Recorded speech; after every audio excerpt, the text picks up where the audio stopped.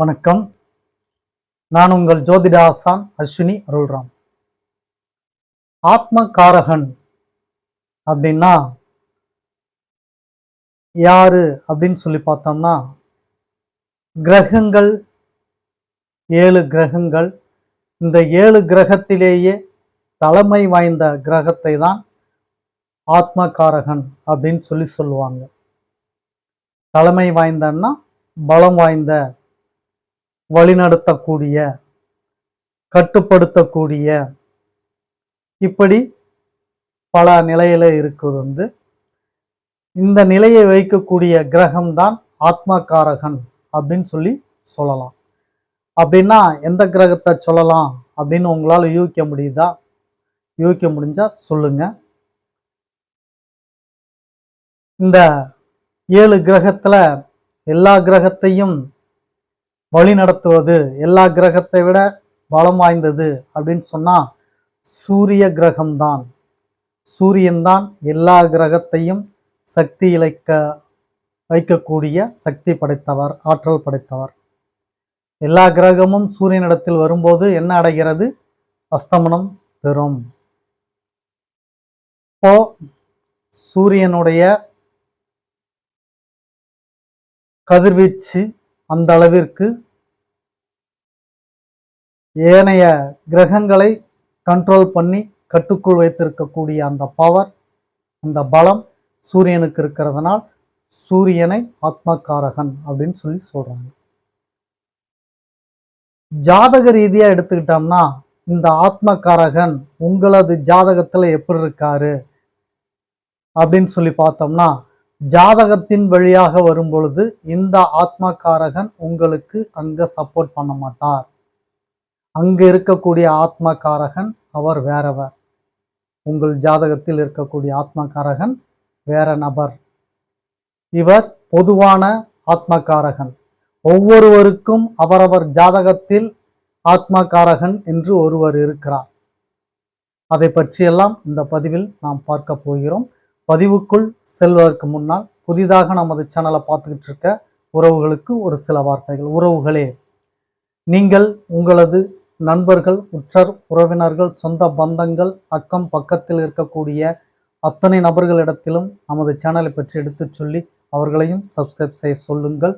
நாம் ஸ்ரீ ஜெயகௌரி ஜோதிடாலய நிறுவனம் ஒன்றை நடத்தி கொண்டு வருகிறோம். அந்த நிறுவனத்தின் வழியாக இல்லாதவர்களுக்கும் இயலாதவர்களுக்கும் ஏழை எளியவர்களுக்கும் நம்மால் முடிந்த உதவிகளை செய்து கொண்டு வருகிறோம். அது மட்டும் அல்லாது ஆலய பணிகள், இறை தொண்டுகள், ஹோமம் வளர்ப்பது, வேலி வளர்ப்பது, இது போன்ற நற்காரியங்களையும் நாம் செய்து கொண்டு வருகிறோம். நாம் செய்யும் இந்த செயல்களினால் கிடைக்கப்பெறக்கூடிய புண்ணியங்கள் அத்தனையும் கௌரி ஆன்மீக சேனலின் பார்வையாளராக இருக்கக்கூடிய உங்களுக்கும் உங்கள் குடும்பத்தை சார்ந்தவர்களுக்கும் கட்டாயம் கிடைக்கும் என்பதில் மாற்று கருத்து வேண்டாம் உறவுகளே.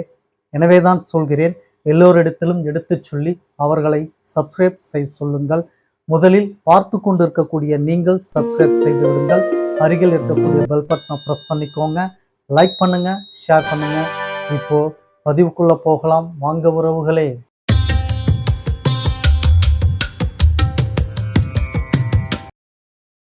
இந்த ஆத்மகாரகன் சூரியனாக இருக்கக்கூடியவர் அப்படின்னு சொன்னீங்க ஐயா. இப்போ ஜாதகத்தில் இருப்பவர் வேறு கிரகம் அப்படின்னு சொல்றீங்க. குழப்பமாக இருக்கிறது, ஏன் குழப்புகிறீர்கள் அப்படின்லாம் நீங்க யோசிக்கலாம், கேட்கலாம்.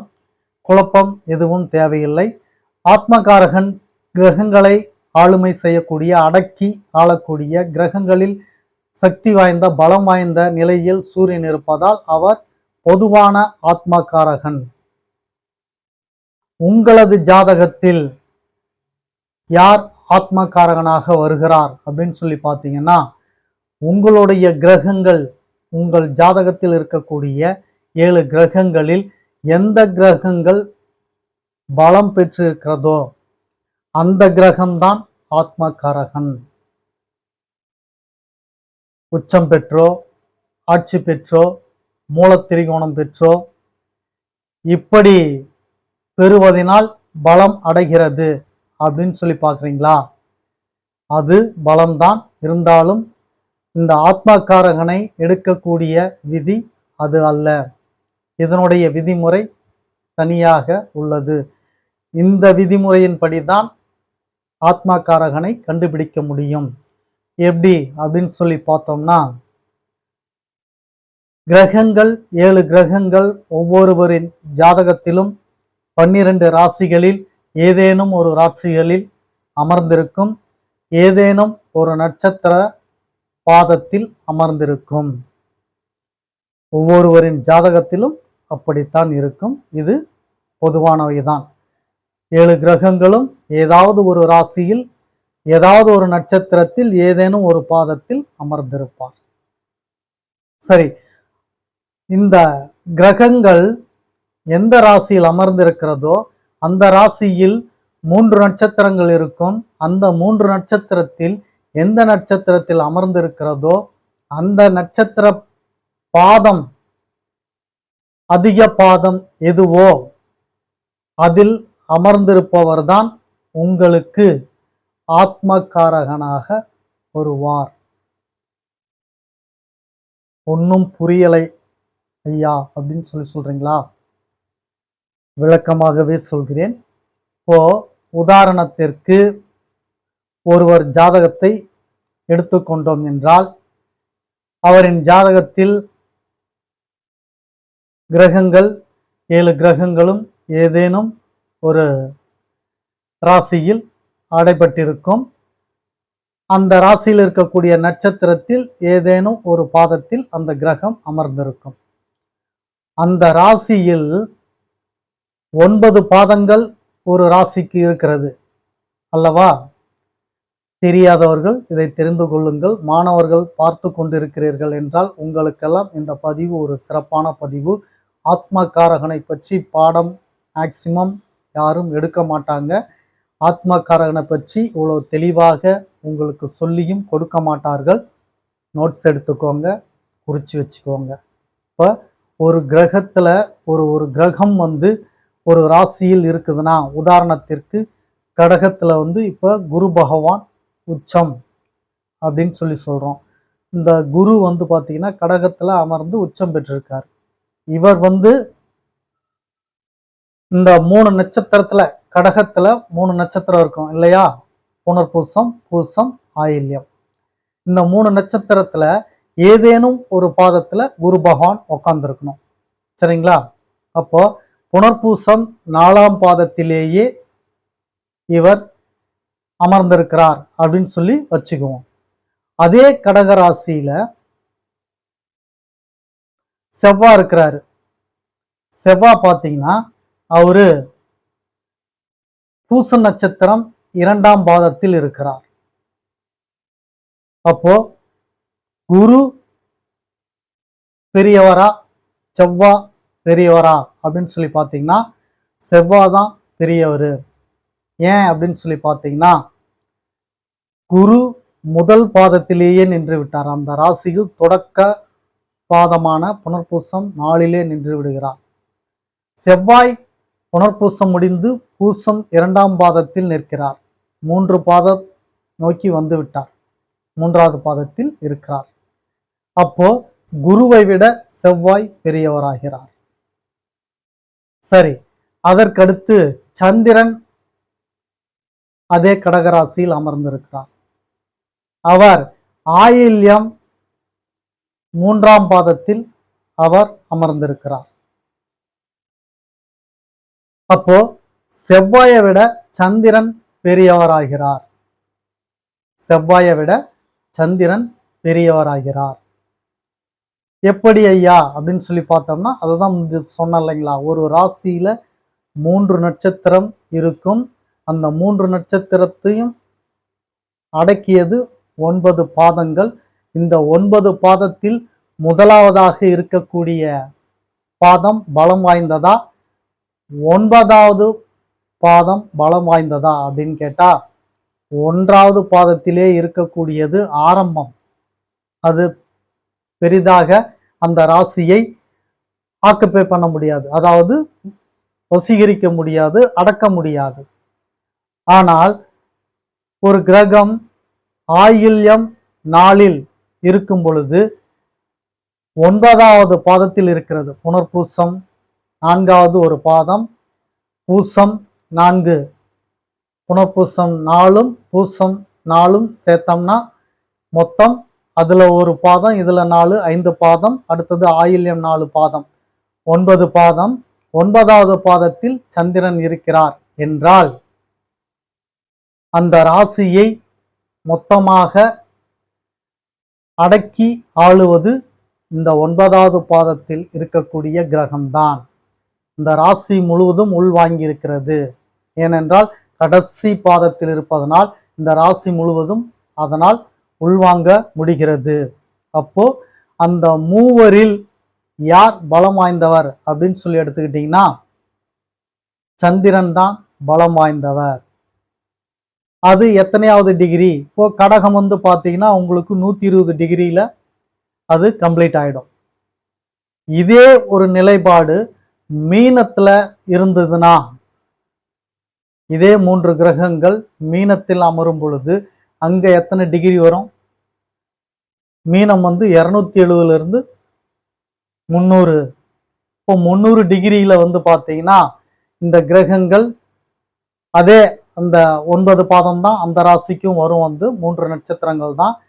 அதில் ஒரு கிரகம் அந்த 9வது பாதத்தில் இருக்கும் பொழுது இந்த ஜாதகரை ஆளக்கூடிய ஆத்மகாரகனாக அந்த 9ஆம் பாதத்தில் இருக்கக்கூடியவர் தான் இந்த ஜாதகரை ஆளக்கூடியவர். அவர்தான் இந்த ஜாதகருக்கு ஆத்மகாரகன். எல்லா கிரகங்களும் கைவிட்டாலும் இந்த ஆத்மகாரகன் கைவிட மாட்டார். இவரது தசா காலத்தில் கட்டாயம் அவருக்கு நல்லது ஏதேனும் செய்வார்.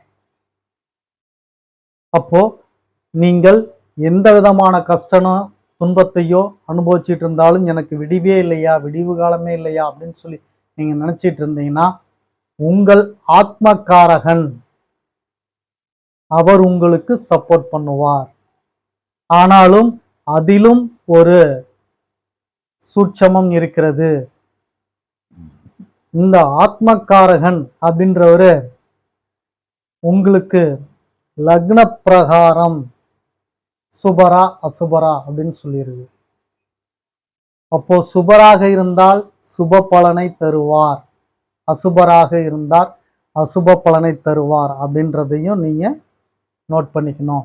சிலர் சொல்லுவாங்க ஆத்மகாரகன் பெரிதாக ஒன்றும் கஷ்டத்தையோ பாதத்தையோ தரமாட்டார் அப்படின்னு சொல்லுவாங்க. அப்படி எல்லாம் இல்லை.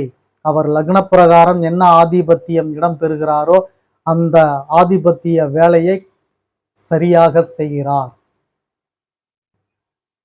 2 வீட்டுக்கு 2 ஆதிபத்தியம் உடையவராக இருந்தால் அதில் ஒரு வீடு சுப வீடாகவும் ஒரு வீடு அசுப வீடாகவும் இருந்தால் ஆத்மகாரகன் முக்கால்வாசி நன்மையை தந்து கால்வாசி கஷ்டத்தை தருவார். ஆனால் கஷ்டத்தை கண்டிப்பாக தந்தே தீருவார். அதில் மாற்று கருத்து வேண்டாம். ஆத்மகாரகனை இப்படித்தான் நீங்கள் பார்த்து எடுக்க வேண்டும். இவர் செய்யக்கூடிய தரக்கூடிய பலன்கள் அப்படின்றது மிகப்பெரிய பலன். நன்றாக யோசித்து பாருங்கள். எந்த கிரகமும் உங்களுக்கு பலன் கொடுக்கவில்லை, பலம் இழந்து விட்டது அப்படின்னு சொல்லி நீங்க நினைச்சு எல்லா ஜோசியரும் உங்க ஜாதகத்தை ரொம்ப ஒஸ்டா இருக்கு, ரொம்ப எப்படி நீங்களாம் வாழ்றீங்க அப்படின்னு சொல்லிலாம் நினைச்சிட்டு இருக்கக்கூடிய ஒரு ஜாதகம்லாம் இருக்கு. சில ஜோதிடர்லாம் வந்து ஜாதகத்தை பார்த்ததும் தூக்கிலாம் போட்டுருவாங்க. இந்த ஜாதகத்தெல்லாம் பார்க்க முடியாது, நீங்க எடுத்துட்டு போயிட்டு வாங்க அப்படின்னு சொல்லி அனுப்பிச்சிடுவாங்க. அந்த மாதிரி ஜாதகமும் இருக்கு வந்து. அப்போ அந்த மாதிரி ஜாதகத்துல இந்த ஆத்மகாரகனை வந்து நீங்க கட்டாயம் செக் பண்ணணும். ஆத்மகாரகன் வர தசா காலத்துல கண்டிப்பா அந்த ஜாதகருக்கு ஏதேனும் ஒரு நன்மையை கொடுப்பார். அது யாராலையும் தடுக்க முடியாது. ஆத்மகாரகனுக்கு அவ்வளவு பெரிய பலம் இருக்குது அப்படின்றத தெரிஞ்சுங்க. ஆத்மகாரகன் கொடுக்கக்கூடிய இந்த யோகத்தை எந்த கிரகத்தாலும் தடுக்க முடியாது. ஆனால் அதில் என்ன விதிவிலக்கு என்றால் அவர் சுபத்துவம் அடைந்திருக்கணும், சுபாதிபத்தியம் பெற்றிருக்கணும். அசுபாதிபத்தியம் பெற்றிருந்தால் அசுபத்தை அதிகமாக கொடுக்காமல் குறைத்து கொடுக்கக்கூடிய வேலையை மட்டும் செய்வார், ஒரு சில நன்மைகளை கொடுத்து. ஏன்னா அசுபம் 10 கொடுத்து நன்மை ஒரு 3ஐ கொடுத்தோம்னா அங்க 3 கொடுத்த நன்மை பெரிதாக தெரியாது. 10 கொடுத்த தீமைதான் பெரிதாக தெரியும். அதனால் ஆத்மகாரகன் எப்பொழுதுமே நன்மையைத்தான் தருவார். அதில் இந்த விதிவிலக்கும் உண்டு என்று நீங்கள் பார்த்து கொண்டிருக்கக்கூடிய மாணவர்கள் புரிந்து வைத்துக் கொள்ளுங்கள். நோட் எடுத்து எழுதி கொள்ளுங்கள். இதெல்லாம் ஒரு சிறப்பான பலன்கள். மீண்டும் அடுத்த பதிவில் உங்களை சந்திக்கிறேன். அதுவரைக்கும் உங்களுக்கு நன்றி, வணக்கம் சொல்லிக் கொள்கிறேன் உறவுகளே.